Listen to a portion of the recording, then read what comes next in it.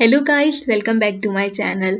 आज के वीडियो में मैं आप लोगों को बताने वाली हूँ ब्लॉगर सीरीज के लेक्चर नंबर 2 के बारे में।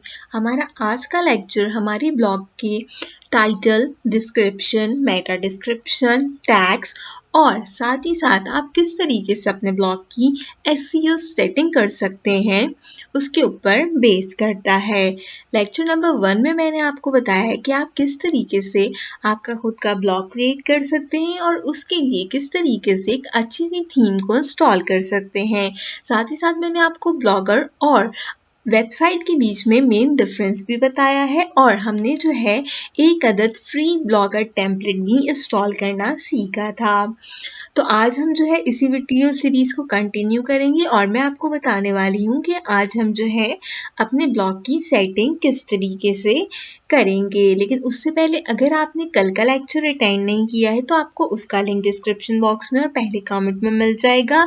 साथ ही साथ यहाँ पर लाइव चैट का एक ऑप्शन आ रहा है, मैं वहाँ पर भी आपके लेक्चर 1 का लिंक जो है वो प्रोवाइड कर दूंगी। इस लेक्चर को बताते हुए अगर आपको कोई भी बात समझ में नहीं आती है तो यहाँ पर जो लाइव चैट का ऑप्शन है आप उसमें मुझसे उस बात को पूछ सकते हैं और साथ ही साथ इस वीडियो के लाइव एंड होने के बाद आप कमेंट सेक्शन के अंदर भी मुझसे आपका जो भी सवाल हो उसे पूछ सकते हैं। तो चलिए अब शुरू करते हैं अपने ब्लॉग की सेटिंग करने के लिए। कल जो है जब हमने ब्लॉग इंस्टॉल किया था तो उसका इंटरफेस कुछ इस तरीके का था, आपने देखा होगा। तो अब मैंने आपको कल इन सब ऑप्शंस के बारे में बताया था। तो अब यहाँ से हम व्यू ब्लॉग वाले बटन के ऊपर क्लिक करते हैं और इसे ओपन कर कर देखते हैं। हमने कल आपके सामने ये ब्लश का जो है वो टेम्पलेट डाउनलोड किया था और फिर इसे जो है हमने यहाँ पर इंस्टॉल किया था। क्योंकि अभी हमने पेजेस वगैरह और पोस्ट वगैरह नहीं बनाए हैं तो इसलिए ये कैनवस काफ़ी ज़्यादा ब्लैंक लग रहा है। लेकिन जब मैं इसके अंदर आपको पेजेस और पोस्ट वगैरह बनाना बताऊंगी तो आप देखेंगे कि इसका रिजल्ट कितने अच्छे तरीके से आता है। तो अब आपको क्या करना है, सबसे पहले इसकी एसईओ सेटिंग के लिए अपनी ब्लॉग की आपको यहाँ पर लेफ्ट हैंड साइड के अंदर थीम्स के ऑप्शन के नीचे एक सेटिंग का ऑप्शन दिख रहा होगा। आपने इस ऑप्शन को क्लिक करना है। जैसे आप इस ऑप्शन को क्लिक करेंगे आपके पास कुछ इस तरीके से जो है वो आपके पास ऑप्शंस आने शुरू हो जाएंगे। अब आप यहाँ पर देख सकते हैं सबसे पहला टॉपिक जो है हमारे पास वो है यहाँ पर बेसिक का। बेसिक के अंदर हमारे पास क्या क्या चीज़ें हैं, title, description, blog language, adult content, Google analytics, property ID और आखिर में फेविकॉन।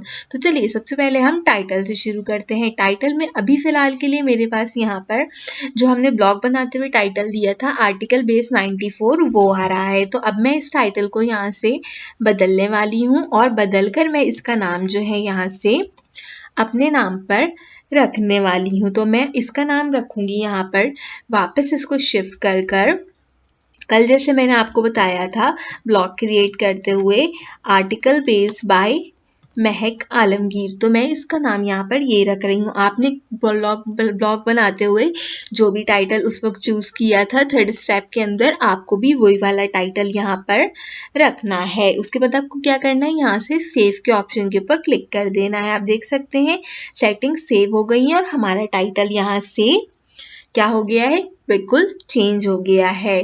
तो अब यहाँ जाते हैं अपनी वेबसाइट के ऊपर और उसको थोड़ा सा रिफ्रेश करके देखते हैं।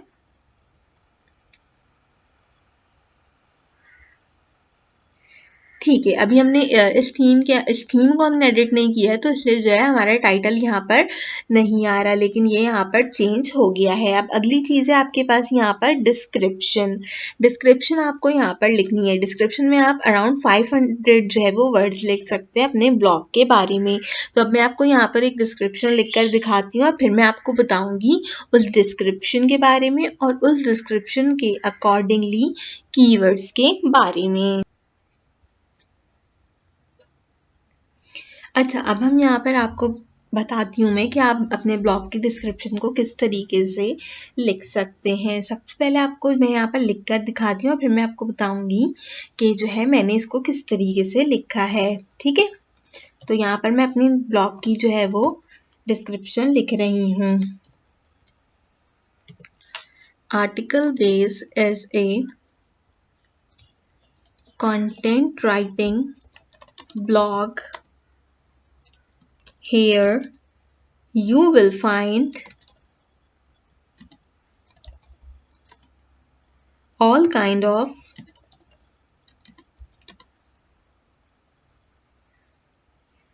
टेक्निकल, या फिर आप उसको टेक भी लिख सकते हैं, tech and blogging related content. For example,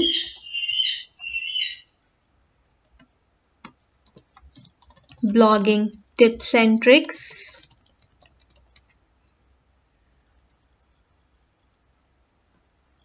YouTube tricks,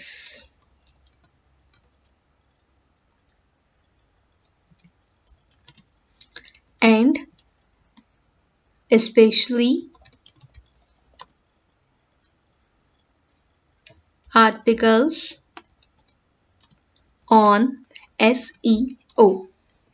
ठीक है, यहाँ से अब देखें मैंने जो है क्या कहते हैं वो इसको यहाँ से अपनी डिस्क्रिप्शन को लिख लिया है. मैंने डिस्क्रिप्शन के अंदर क्या लिखा है कि आर्टिकल बेस्ड जो है वो एक कंटेंट राइटिंग ब्लॉग है.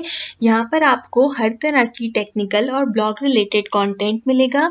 एग्जाम्पल के तौर पे आपको ब्लॉगिंग के टिप्स एंड ट्रिक्स मिलेंगे, यूट्यूब के ट्रिक्स मिलेंगे. इसके साथ साथ जो है हम स्पेशली सर्च इंजन ऑप्टिमाइजेशन या SEO से रिलेटेड जितना भी कंटेंट है हम वो जो है यहाँ पर पेश करेंगे. मैंने आपको एग्जाम्पल दिखाई थी. यहाँ पर मैं आपके लिए दोबारा सेम साइट को ओपन करती हूँ. यहाँ पर आर्टिकल बेस्ड.pk की वेबसाइट मैंने आपको बताई थी, तो इसे यहाँ पर ओपन करती हूँ और ओपन करने के बाद मैं आपको इसे दिखाती हूँ. यहाँ पर तो आप देख सकते हैं कि इसके नाम के डोमेन के बारे में मैंने आपको बताया था कि कंटेंट राइटिंग का वेबसाइट है, तो उसके अकॉर्डिंगली इसका नाम आर्टिकल बेस मैंने यहाँ पर रखा है, क्योंकि मैं इसके अंदर क्या करती हूँ डिफरेंट टाइप के जो है वो कंटेंट वगैरह को आप देख सकते हैं. यहाँ से मैं आपको सर्च करके दिखाती हूँ. यहाँ पर मैं SEO लिखती हूँ और इसे एंटर करती हूँ, तो आप यहाँ पर देखेंगे कि SEO से रिलेटेड जितने भी मेरे पास पोस्ट वगैरह होंगे और जितने भी मेरे पास यहाँ पर देख सकते हैं आप आर्टिकल्स होंगे, वो सब चीज़ें यहाँ पर देखें आने लग गई हैं. देखिए मैंने फाइवर SEO के स्किल टेस्ट के बारे में बताया है, तो उसका भी आप यहाँ पर देख सकते हैं कि उसके आंसर्स और उसकी सब चीज़ें यहाँ पर आपके पास अवेलेबल हैं.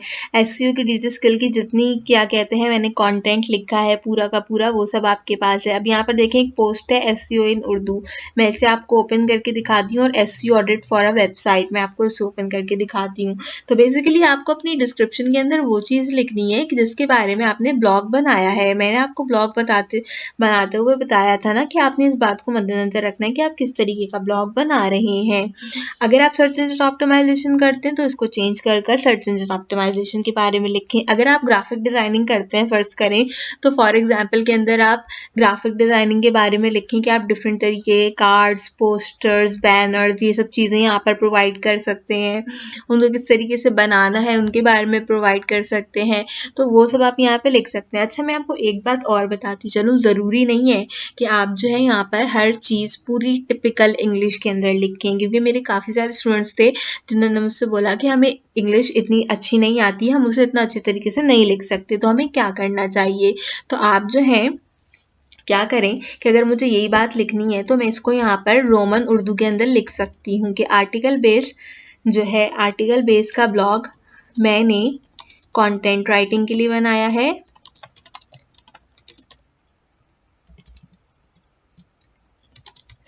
इस ब्लॉग में मैं आपको डिफरेंट टिप्स और ट्रिक्स के बारे में बताऊंगी.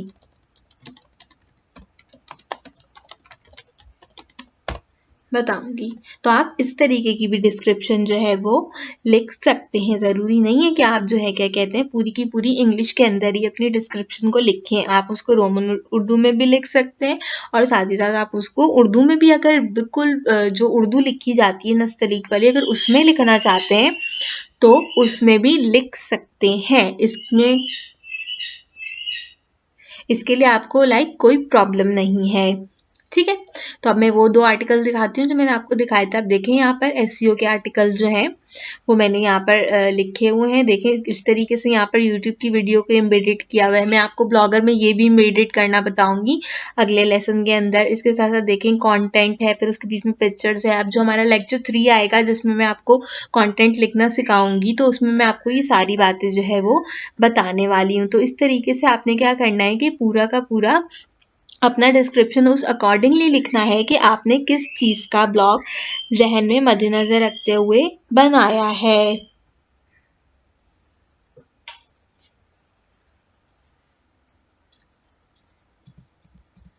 अब हम यहाँ से क्या करेंगे, सेव के बटन के ऊपर क्लिक कर देंगे। तो आप देख सकते हैं कि इसकी भी सेटिंग यहाँ से सेव हो गई है और जो चीज़ मैंने लिखी थी वो यहाँ पर आ गई है। अब अगला ऑप्शन है हमारे पास ब्लॉग लैंग्वेज, इस पर क्लिक करते हैं। तो देखिए यहाँ पर सारी की सारी लैंग्वेज आ गई। अब आप यहाँ पर अभी जैसे मैंने आपको टाइटल और डिस्क्रिप्शन के बारे में बताया, तो टाइटल और डिस्क्रिप्शन आप इस तरीके की लैंग्वेजेस में भी लिख सकते हैं। आप चाइनीज़ में लिख सकते हैं, आप जो है वो डच में लिख सकते हैं, इंग्लिश में भी देखें यहाँ पर आपके पास 2 ऑप्शन है, एक यूनाइटेड किंगडम की इंग्लिश और एक जो है वो आपकी इंग्लिश जो यूएस वाली है। फिलहाल के लिए हमने यूएस की इंग्लिश को ही सिलेक्ट करके रखा है।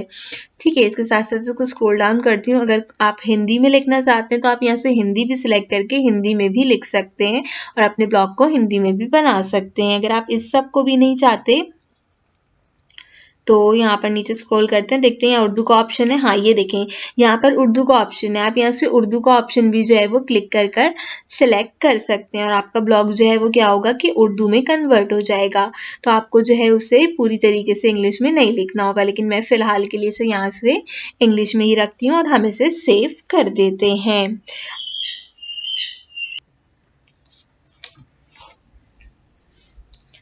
इसके बाद अगला ऑप्शन है आपके पास अडल्ट कंटेंट का। अगर आप अपने ब्लॉग के ऊपर अडल्ट कंटेंट दिखाना चाहते हैं तो इसको ओपन कर दीजिए, लेकिन जो है हम अपने ब्लॉग के ऊपर किसी तरीके का ऐसा कंटेंट नहीं दिखाना चाहते, तो बेटर यही है कि आप इसे जो है वो क्लोज ही रखिए। अच्छा, इसके बाद अगला ऑप्शन है आपके पास गूगल एनालिटिक्स प्रॉपर्टी आईडी। ये किस तरीके से ऐड करते हैं फिलहाल मैं आपको ये नहीं बता रही, मैं आपको फिर बाद में बताऊंगी कि आप जब अपने उस ब्लॉग को इंडेक्स करा लेंगे तो उसके बाद मैं आपको इसको ऐड करना यहाँ पर बताऊंगी। ठीक है, आपकी एक अपनी खुद की आईडी होती है गूगल में जिसके थ्रू आप अपने ब्लॉगर का जो है क्या कहते हैं स्टेटिक्स वगैरह को देख सकते हैं। वैसे तो यहाँ पे आपके पास स्टेट का ऑप्शन होता है, आप इसमें भी देख सकते हैं। इसे यहाँ से ओपन करते हैं, देखें स्टेट्स में भी क्या बता रहा है इस मंथ का, आज जो है वो यानी कि कल का है, तो इसके अंदर 4 लोगों ने इसको विजिट किया है। ऑल टाइम में इसको 4 लोगों ने विजिट किया है। तो गूगल एनालिटिक्स के साथ हम इसे कनेक्ट करते हैं और फिर ये जो है आपको सारे के सारा जो है वो दिखाता है, जितनी भी आपके पास सब चीज़ें होती हैं। जब हम पोस्ट पेजेस बना लेंगे तो ये और अच्छे तरीके से अपने स्टेट्स को यहाँ पर शो करेगा। ठीक है, तो वापसी आ जाते हैं, तो फिर हम इसको बाद में फर्दर ऑन डिस्कशन करेंगे। ये खुद एक बहुत बड़ा और अमेजिंग टॉपिक है। जब हम आपको प्रॉपर्टी बताएंगे तो उसके साथ साथ हम आपको फेविकॉन भी बताएंगे। अभी देख लेती हूँ फेविकॉन के लिए। अच्छा ये देखें फेविकॉन के लिए, चले मैं आपको फेविकॉन बता देती हूँ। यहाँ से बोल रहा है ये कॉन्फ़िगर फेविकॉन। अच्छा पहले ये चीज़ होनी चाहिए कि फेविकॉन है क्या, आपको ये बात पता होनी चाहिए। आपको ये ब्लॉगर के साइड में एक बटन दिख रहा है ये ऑरेंज कलर का जिसपे बी लिखा हुआ है, ये चीज़ कहलाती है बेसिकली आपका फेविकॉन। जिस तरीके से आपकी जीमेल की आईडी है या आपकी यूट्यूब की आईडी है, तो आपने देखा होगा कि उसके ऊपर जो है, अगर मैं आपको यहाँ से दिखाऊं, जैसे मेरा जो है क्या कहते हैं यहाँ पे चैनल है, तो इसके ऊपर मेरी यहाँ पर पिक्चर लगी हुई आपको नज़र आती है मेरे नाम के साथ। यहाँ पर ये देख रहे हैं, ये चीज़ क्या है, ये चीज़ जो है मेरे यूट्यूब चैनल का फेविकॉन है। मैंने यहाँ पर जो है इसका फेविकॉन ये लगा कर रखा है। इसी तरीके से सेम ब्लॉगर का फेविकॉन कुछ इस तरीके का है। तो आप भी अपना इस तरीके से 100 KB से लेस का फेविकॉन जो है वो बना सकते हैं। तो चलें यहाँ से चूज़ फाइल के बटन के ऊपर क्लिक करते हैं। उसके बाद आपको जो है क्या कहते हैं अपना फेविकॉन लगाना है। तो मेरे पास यहाँ पर एक फेविकॉन है, मैं उसे यहाँ से आपके लिए इंसर्ट कर कर दिखाती हूँ, क्योंकि आपको इस बात का ख्याल रखना है कि ये जो है क्या कहते हैं वो 100 KB का हो। इसे ओपन कर लेते हैं। देखिए अभी इसने यहाँ पर एरर दे दिया, not a square image. Square image जो 100 KB का। एक और फाइल चूज़ कर कर देखती हूँ अगर ये उसको ले लेता है। जो कि मुझे थोड़ा मुश्किल लग रहा है क्योंकि उसका डायमेंशन भी थोड़ा सा चेंज है। तो इसे ओपन करते हैं। देखें इसको भी इसने नहीं लिया, खैर ये स्क्वायर शेप में नहीं था तो इसने नहीं लिया।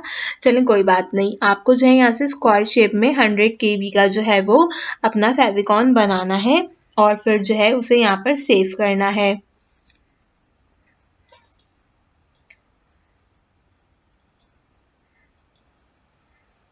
इसे यहाँ से सर्च ही कर लेती हूँ मैं आप लोगों के लिए।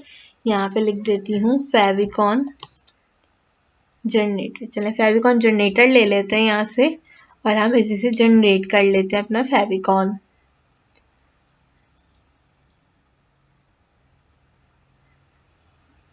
ठीक है ये आ गया। यहाँ से फाइल चूज करते हैं। मैं वही फाइल चूज करती हूँ जो कि स्क्वायर नहीं थी, तो ये इसको एज अ स्क्वायर ले लेगा। ठीक है, अब यहाँ से हम क्रिएट फेविकॉन के बटन के ऊपर क्लिक कर देते हैं। अच्छा ये जो सारे के सारे लिंक हैं ये मैं जो हूँ वो आपको क्या कहते हैं वो प्रोवाइड कर दूंगी डिस्क्रिप्शन बॉक्स के अंदर। तो आप जो है बिल्कुल भी परेशान नहीं होइएगा कि आपको ये लिंक्स कहाँ से मिलेंगे। ये सब लिंक्स जो है वो आपके लिए डिस्क्रिप्शन बॉक्स के अंदर प्रोवाइड हो जाएंगे। ये देखिए यहाँ पर मेरा फेविकॉन जो है वो जिप में आ गया है। अब इसे अनजिप कर कर जो है आपको क्या करना होगा, यहाँ से अपलोड कर देना होगा। जब आप इसे भी अपलोड कर देंगे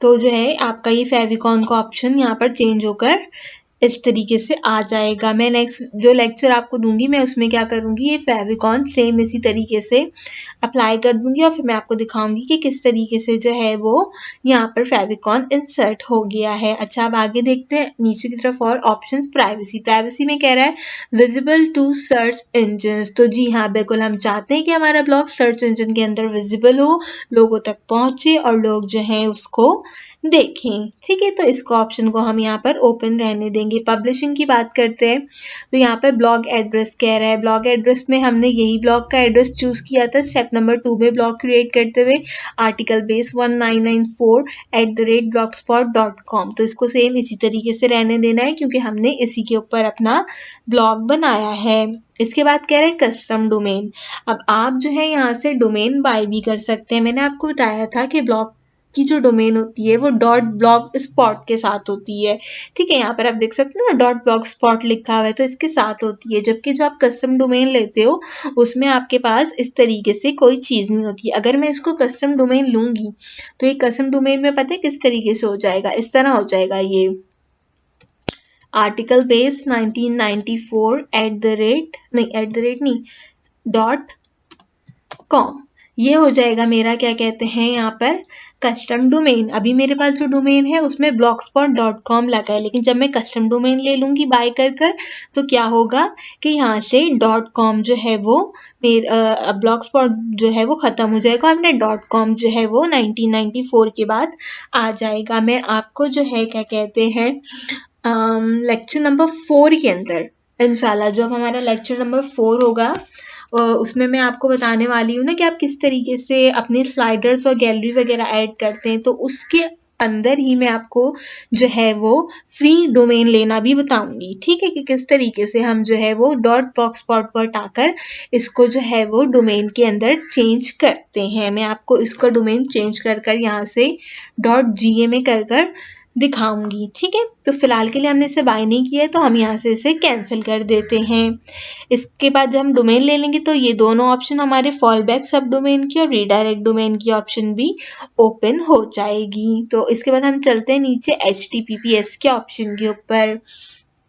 अच्छा HTTPS का मतलब होता है कि आपका ब्लॉग कितना ज़्यादा सिक्योरिटी प्रूफ जो है वो है। ठीक है, मैं आपको दिखाती हूँ एक चीज़। मेरे चैनल के ऊपर मैंने बाकायदा तौर पर एक प्लेलिस्ट की है यहाँ पर search engine optimisation on WordPress के ऊपर। ये आपको मिल जाएगी यहाँ से, ये सीरीज़ है वो। इसके अंदर जो है मैं आपको बताती चलूँ खास करके वो लोग जो क्या कहते हैं सर्च इंजन ऑप्टिमाइजेशन और वर्डप्रेस डिजी स्किल से पढ़ रहे हैं तो उन लोगों से मेरी रिक्वेस्ट है कि वो आकर ये वाली प्लेलिस्ट की सीरीज़ ज़रूर देखें क्योंकि डिजी स्किल पे आपको ज़्यादातर थ्योरी पढ़ाई जाती है और मैंने यहाँ पर आपको प्रैक्टिकली इस वर्क को कर कर दिखाया है। तो यहाँ पर मैं आपको दिखाती हूँ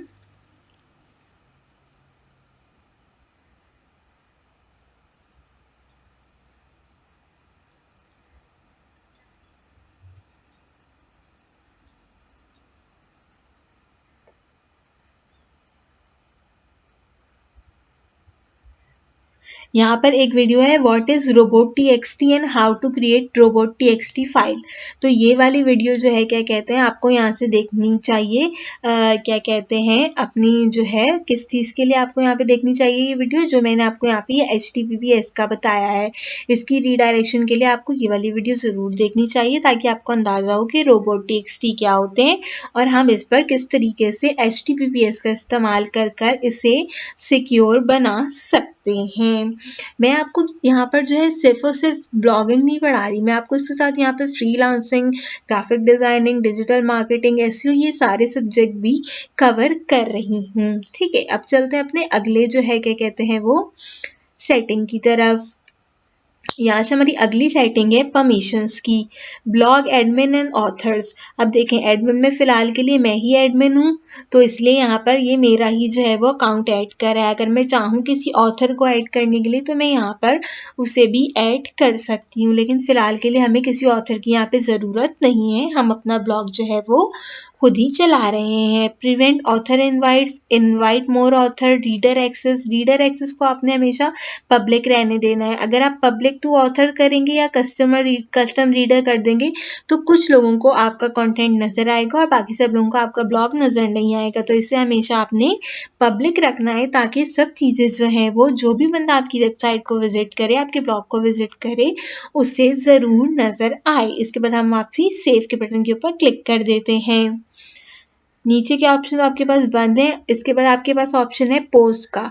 ये पूछ रहा है maximum post shown on main page, तो यहाँ पर दिया हुआ है बाय डिफ़ॉल्ट 7। अगर आप चाहें तो इसे 7 भी रख सकते हैं और अगर आप चाहें तो आप 7 से ज़्यादा भी इसको रख सकते हैं, लेकिन फ़िलहाल के लिए हम क्या करते हैं मैं इसको बैलेंस आउट करती हूँ। मैंने इसको 7 के बजाय 8 कर दिया और 8 करके मैंने इसको सेव कर दिया है। ठीक है, कुछ इस तरीके से।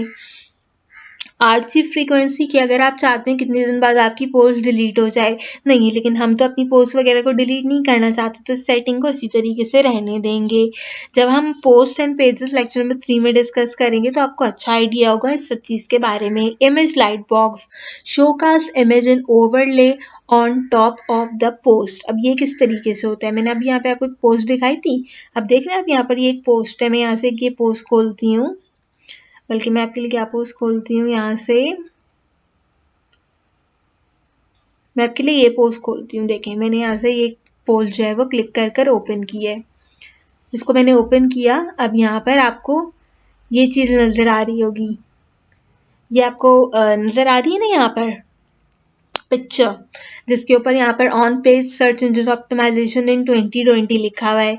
ये चीज़ आपकी इमेज लेआउट होती है कि यानी कि आपके पोस्ट के ऊपर जहाँ से आपका पोस्ट स्टार्ट हो रहा है उसके ऊपर उस पोस्ट की एक अदद पिक्चर है। जैसे ये क्या कहते हैं पोस्ट है, तो देखें इसकी एक अदद डिस्प्ले पिक्चर जो है यहाँ पर लगी हुई है ना, इस तरीके से यहाँ पर भी सेम ये पिक्चर लगी हुई है। तो हाँ, हम चाहते हैं कि हमारे ब्लॉग के ऊपर इस तरीके से पिक्चर आए। अगर आप चाहते हैं तो इसे रखें और अगर नहीं चाहते तो इसे बंद कर दीजिए, लेकिन मैं इसको चाहती हूँ कि मैं इसे यहाँ पर रखूँ, तो मैंने इसे यहाँ पर रखा हुआ है। कमेंट्स के बारे में पूछ रहा है, कमेंट्स की क्या कहते हैं आपको लोकेशन एम्बेडेड करनी है, तो हाँ ठीक है, हम जानना चाहते हैं अपने स्टेट्स में कि कौन कौन मुझे कहाँ कहाँ से विजिट कर रहा है, तो इसलिए कमेंट की लोकेशन मुझे ओपन रखनी है। इसके साथ साथ हु कैन कमेंट, तो यहाँ पर ऑप्शन दिया हुआ है यूज़र विद गूगल अकाउंट। अब आप यहाँ से इंक्लूड अम्यूनियस भी कर सकते हैं, यानी कि दुनिया में कोई भी बंदा हो वो आपके जो है क्या कहते हैं ब्लॉग के ऊपर कमेंट कर ले। लेकिन इसका एक नुकसान क्या होता है कि जो आपके पास बॉट्स होते हैं या हैकर वगैरह होते हैं वो जो है सब चीज़ों को जो है अपने कंट्रोल में कर सकते हैं, तो इसलिए हम जो है इस ऑप्शन को सिलेक्ट नहीं करते। आप यहाँ से only member of this blog, अगर आपने अभी जिस तरीके से मैंने आपको पीछे एडमिनिस्ट्रेशन का ऑप्शन बताया था कि आप खुद ही एडमिन है, अगर इसके अलावा आपने कोई एडिटर मॉडरेटर कोई चीज़ ऐड करी है तो वो लोग ही सिर्फ कमेंट कर सकें, लेकिन नहीं, हम कहते हैं कि यूज़र विद गूगल अकाउंट्स जो हैं वो इसके ऊपर कमेंट कर सकें। इसके बाद अगला जो स्टेप है वो है कमेंट मॉडरेशन। आप अगर चाहें तो क्या कहते हैं इसको मॉडरेट कर सकते हैं, यानी कि कमेंट कोई भी कर दे, लेकिन जब एडमिन चाहे तभी वो कमेंट सिर्फ पब्लिश हो, उसके अलावा वो कमेंट पब्लिश ना हो। तो आप इससे ऑलवेज पिक भी कर सकते हैं, लेकिन हम इसे नेवर पे रखते हैं क्योंकि मैं चाहती हूँ कि हाँ ठीक है, जो भी बंदा कमेंट करे वो इंस्टेंटली जो है यहाँ पर आ जाए।